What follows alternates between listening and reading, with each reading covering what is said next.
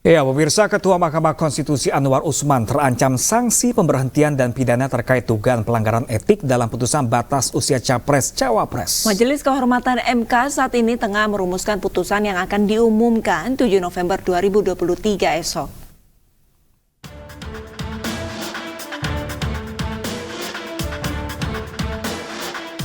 Majelis Kehormatan Mahkamah Konstitusi akan mengumumkan hasil sidang dugaan pelanggaran etik dalam putusan batas usia Capres-Cawapres yang menjerat Ketua Mahkamah Konstitusi Anwar Usman.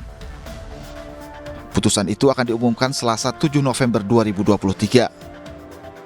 Ketua Majelis Kehormatan MK Jimli Asyidiki menyatakan saat ini pihaknya tengah merumuskan putusan setelah memeriksa seluruh bukti dan meminta keterangan ahli terkait dugaan pelanggaran etik Anwar Usman dalam putusan usia Capres-Cawapres. Namanya kisruh internal, beda pendapat kok sampai keluar, kok informasi rahasia udah pada tahu semua. Itu berarti ini membuktikan ada masalah, gitu loh. Nah, tentu ada masalah kolektif, artinya semuanya 99 ini ada masalah ini. Di sisi lain, saat pemeriksaan kedua, Ketua MK Anwar Usman menampik melakukan pelanggaran. Bahkan dia bersumpah tidak melakukan pelanggaran tersebut. Prof, ada juga soal bahwa Prof Anwar diduga berbohong soal alasan tidak hadir. Wow, saya bersumpah.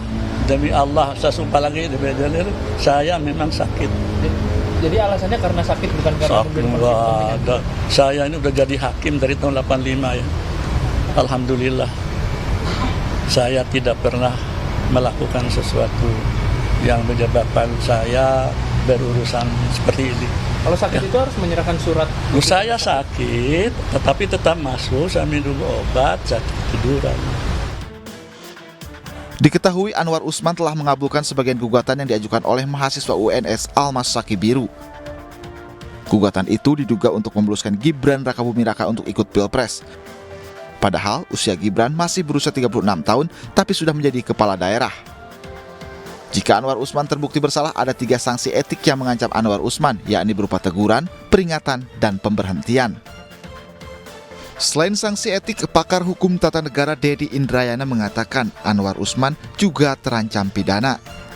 Sanksi itu mengacu pada pasal 21 dan 22 Undang-Undang tentang Kekuasaan Kehakiman dan Undang-Undang tentang Penyelenggaraan Negara yang bersih dan bebas dari KKN, di mana ancaman hukumannya maksimal 12 tahun penjara. Tim Liputan iNews melaporkan. Pemirsa, untuk mengetahui informasi lebih lanjut terkait sidang etik Majelis Kehormatan MK, kami sudah terhubung dengan rekan kami Ayu Pratiwi di Gedung Mahkamah Konstitusi. Selamat siang Ayu, bagaimana jadwal persidangan terkait dugaan pelanggaran etik dalam putusan batas usia Capres dan Cawapres?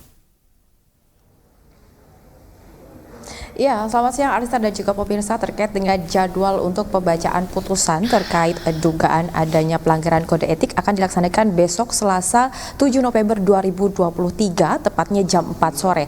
Namun sebelum diadakan ataupun dilaksanakan pembacaan, nantinya akan dilaksanakan sidang pledoi terlebih dahulu yaitu di jam 1 siang lebih tepatnya.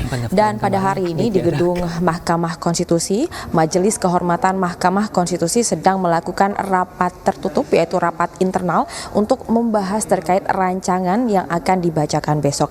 Dan kami tidak mengetahui secara pasti dalam rapat ini dihadiri oleh siapa saja, namun berdasarkan informasi yang kami peroleh dari juru bicara Mahkamah Konstitusi yaitu Laksono yang menyebutkan bahwa rapat sudah digelar dari jam 9 pagi tadi dan hingga saat ini masih berlangsung.